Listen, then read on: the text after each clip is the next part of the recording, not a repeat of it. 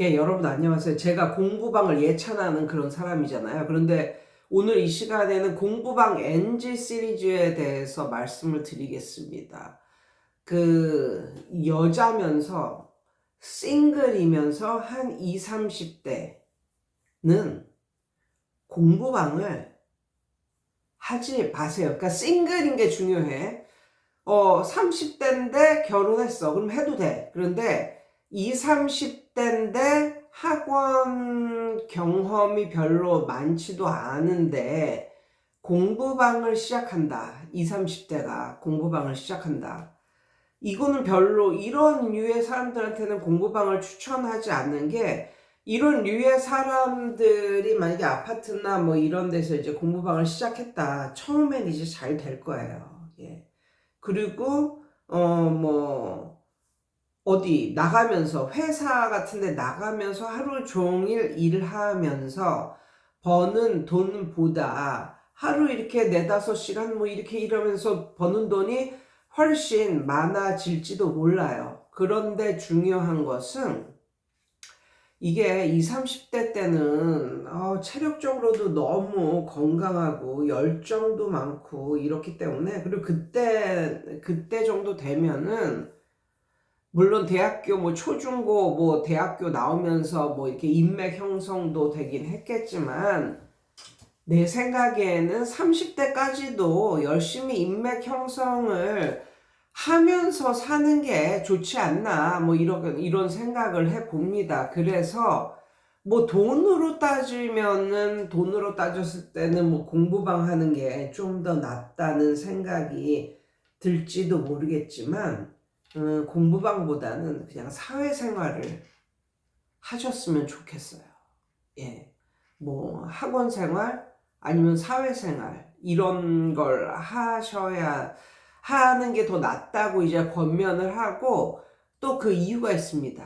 뭐냐면 이게 공부방을 딱 열었는데 어느 정도 좀 잘 돼. 그러면 이게 돈독이 올라가지고 그 정도 나이대나 정도 되면 이게 피곤하지가 않은 거야. 그리고 하루에 4-5시간 뭐 수업하는 거, 이거 달갑지 않은 거야. 시답지 않은 거야. 자기는 더 열정도 많고, 뭐, 체력적으로도, 전혀 문제가 없고, 이러니까 결국은 어떻게 되는지 알아요?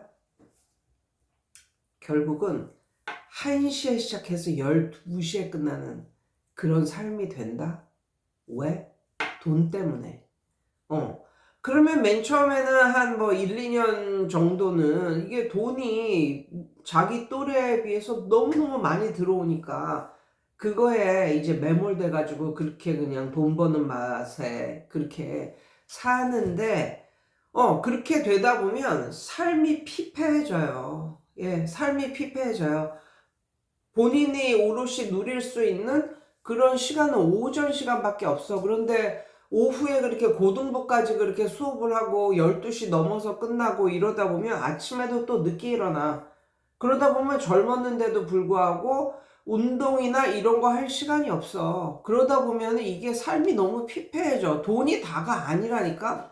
그리고 친구들도 못 만나. 친구들도 별로 못 만나. 그냥 돈 버는 맛에 사는데, 중요한 건 20, 30대에 싱글이 그렇게 살잖아요. 그러면 20, 30대에는 그 싱글 그 선생님의 부모님도 젊어. 그런데 난 진짜 20, 30대, 지금 생각해보면 20, 30대 돈을 쥐약같이 모으고 이러는 것보다는 그냥 경험이나 아니면 뭐 삶의 경험이나 아니면 삶의 좋은 그런 시간, 이런 걸 좀 만끽해보는 시간을 가질 것을 권면하는 이유가, 그 돈이 다 자기 게 안 돼. 이렇게 선생님들 보잖아요. 그러면 진짜 막 낮 1시부터 시작해서 밤 12시까지 막 일하고 뭐 이런, 공부방 선생님의 말로는 뭐냐면 부모님들이 다 뜯어가. 부모님 혹은 형제들이 다 뜯어가.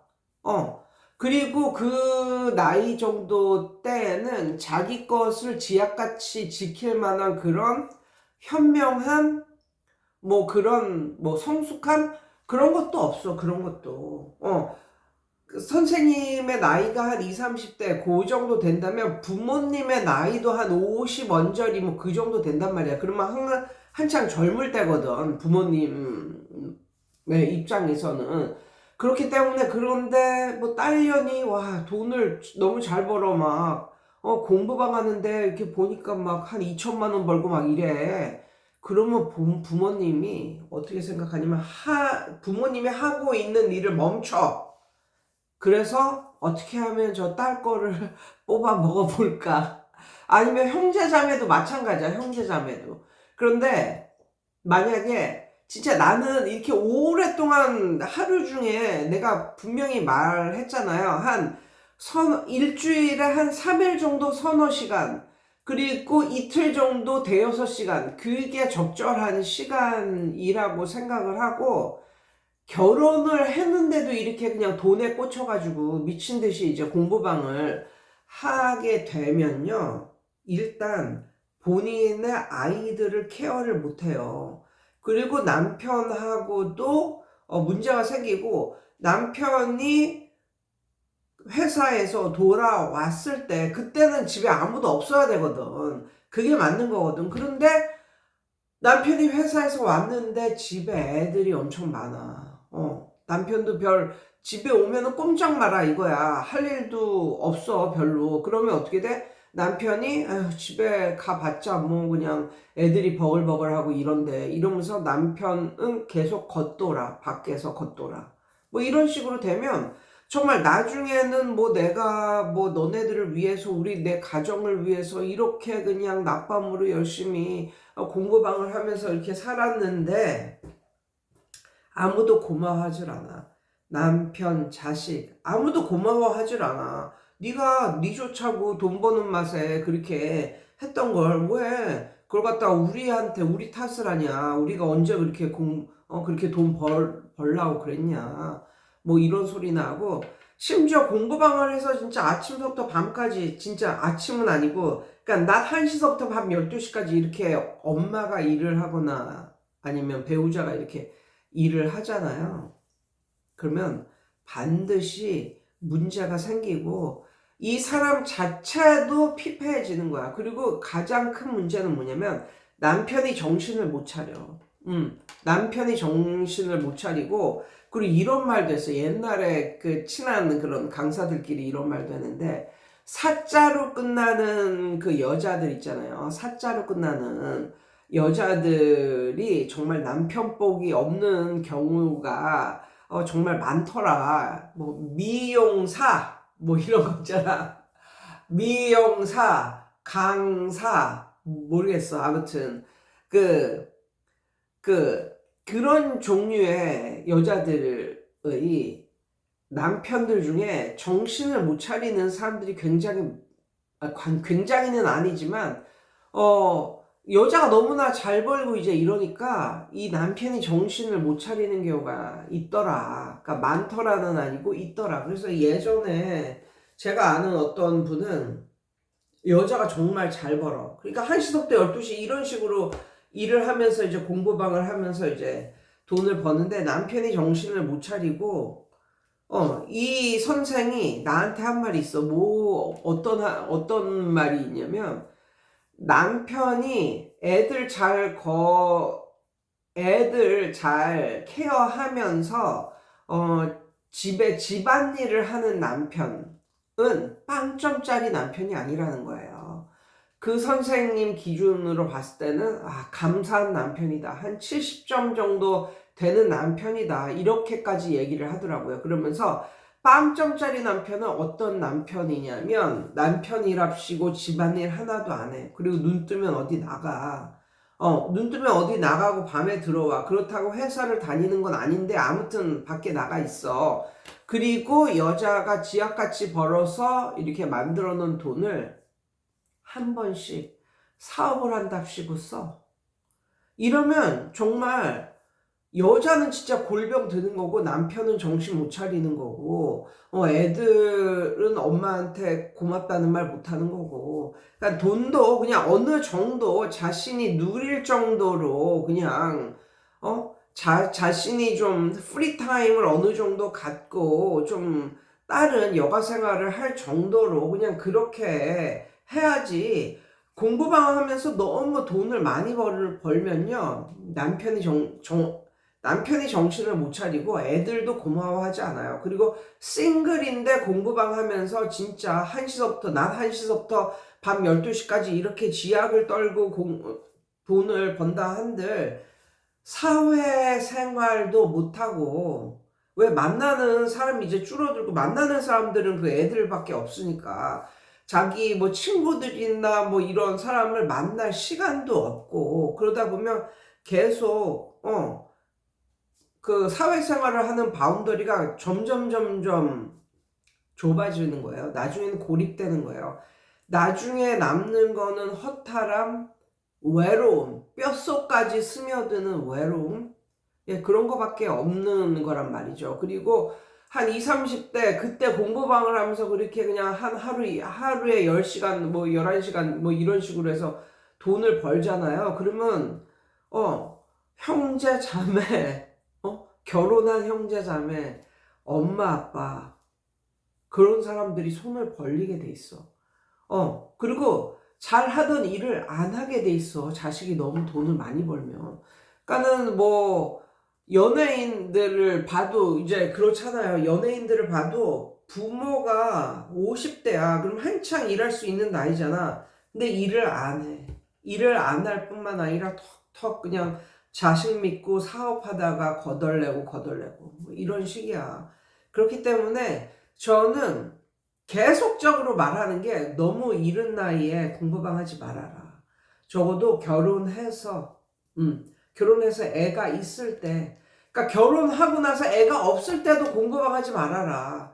제가 아는 어떤 부부는요, 딩크족이 됐는데 그 이유가 임신을 하면 애들을 못 가르칠까봐. 애들을 못 가르칠까봐. 남편도 뭐 교습소하고 여자는 공부방하고 이래서 꽤 돈을 짭짤하게 버는데, 그 인생을 놓고 봤을 때 1, 2년 아니면 뭐 3, 4년 아니면 뭐 애가 어느 정도 클 때까지 한 5, 6년, 6, 7년 그 정도를 할애를 못 하더라고. 그 돈 잘 버는 그 공부방, 교습소 이거를 놓지 못하고 결국은 딩크족으로 살아가고 있는데, 나중에는 지금은 후회를 해요. 지금은 후회를 하고 있어요. 내가 왜 젊었을 때 그런 선택을 했을까?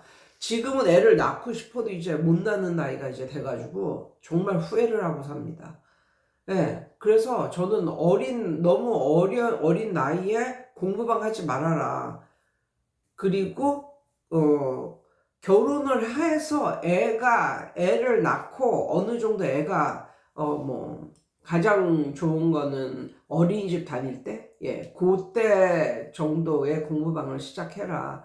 뭐 요런 말씀을 드리고 싶고, 너무 공부방을 너무 오래 하지도 말고 그냥 이거는 남편의 서브 정도, 그냥 살짝 뭐 분유값 번다는 식으로, 이런 식으로 그냥 가볍게 생각을 하고 해야지, 내가 이걸 해가지고 내가 우리 가정을 다 일으키고 먹여 살리고, 이게 공부방이 잘 되면 그런 생각도 해. 그렇지만 그런 생각을 하지 말라니까. 그리고 내가 그 아이디어라고 생각하는 거는, 여자는 공부방을 하되 남자는 이 이런 교육 사업과 관련 없는 분야에서 그냥 직장을 다니는 남자.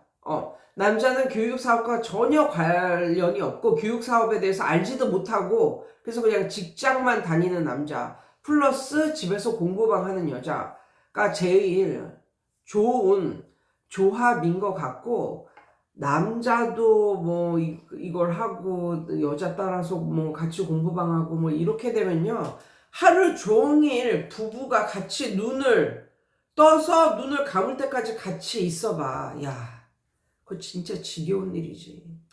남자는 아침에 눈 뜨면 회사 가고 밤에 만나고 그래야 남편 만나서 뭐 반갑고 좋고 이런 거지. 하루 종일 여자하고 남자하고 공부방을 붙어서 한다. 만약에 그런 직업이라면 차라리 따로 해라. 남편은 뭐 교습소, 여자는 공부방, 이렇게 해야지. 아, 진짜 둘이 같이, 하면 약간 좀 깝깝할지도 모르겠다고 요런 생각이 좀 들면서 공부방 적당히 해라, 적당히. 예. 요런 말씀을 드려봤습니다. 여러분, 오늘도 승리하세요.